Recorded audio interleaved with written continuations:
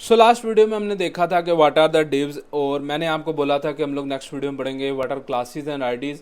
क्योंकि अगर हम जब भी कोई वेबसाइट को क्रिएट करते हैं तो वहाँ पर हमारे पास बहुत सारी जो हम डिव्स को क्रिएट करते हैं, और डिव्स के अंदर बाज़ हमें उन्हें पहचानना बहुत ही ज़्यादा मुश्किल होता है।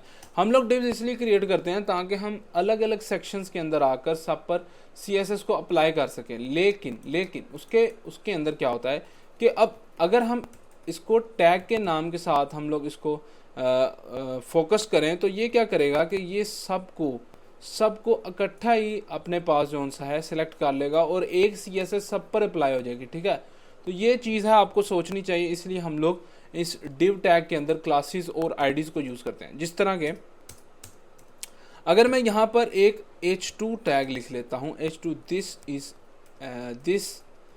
Is an h2 tag.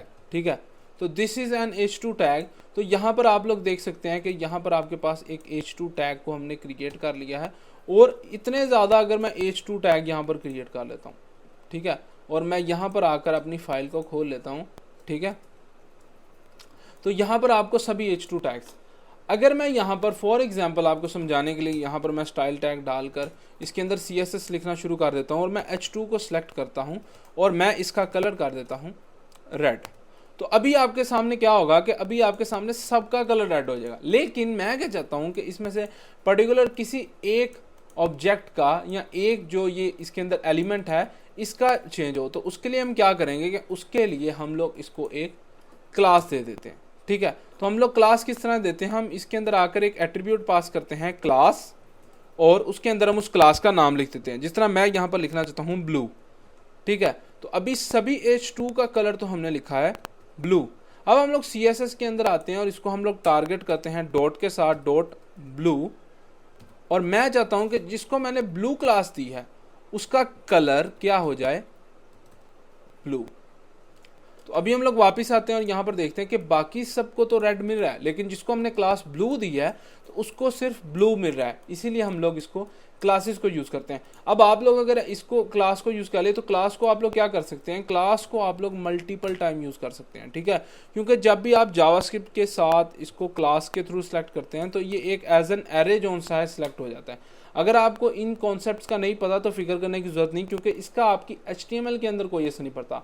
जो चीज़ इसके अंदर आपको याद रखने वाली है वो ये है कि आप क्लासेस को मल्टीपल टाइम हर टैग के साथ तो यूज़ कर सकते हैं, लेकिन कभी भी आप क्लासेस को आईडीज़ को जो सा मल्टीपल टाइम यूज़ नहीं कर सकते। तो आईडी को देने का तरीका क्या है, आईडी। ठीक है, तो आईडी हम लोग किस तरह देते हैं, ID is equal to double quotes के अंदर आप आईडी लिख देते हैं। जिस तरह मैं इसका आईडी का नाम लिख देता हूँ यूनिक। ठीक है, तो ये एक आईडी है। यूनिक मैंने इसलिए लिखा ताकि मैं आपका ध्यान इस तरफ खींचना चाहता हूँ।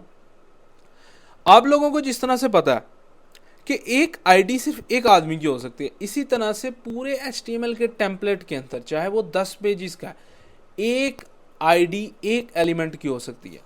क्योंकि जब आप जावास्क्रिप्ट के थ्रू इसको कॉल करते हो या इसको सिलेक्ट करते हो या CSS अप्लाई करने के लिए जावास्क्रिप्ट के थ्रू आप इसको सिलेक्ट करते हो, तो आपको इसको एक आईडी के थ्रू सिलेक्ट करना पड़ेगा। हाँ, अगर आप CSS के थ्रू इन सबको डिफरेंट आईडीज भी देते हो, ठीक है, तो आईडी का कॉन्सेप्ट ही इसलिए बनाया गया था ताकि हर HTML के एलिमेंट को डिफरेंट आईडी मिले, और जैसे ही हर किसी को कोई डिफरेंट आईडी मिलेगी तो वो एक यूनिक, उसके लिए एक यूनिक वे होगा उसे सिलेक्ट करने का।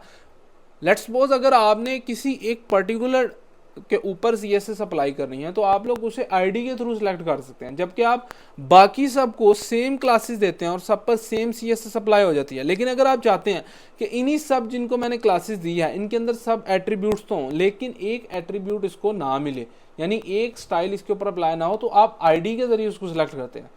मैं समझ सकता हूँ कि शायद आपको ये थोड़ा सा ओवरवेलमिंग लग रहा हो, लेकिन आप इसको दोबारा से वीडियो को देखकर इसको दोबारा से समझने की कोशिश कीजिए। इसको मैं जितना अच्छा एक्सप्लेन कर सकता था मैंने क्लासेस और आईडीज़ को उतना एक्सप्लेन शायद नहीं किया, लेकिन फिर भी मैं कोशिश करूँगा कि आप लोगों को ये अच्छी तरह से समझ आ जाए। तो चलिए बढ़ते हैं इसी के साथ अपनी नेक्स्ट टॉपिक की तरफ।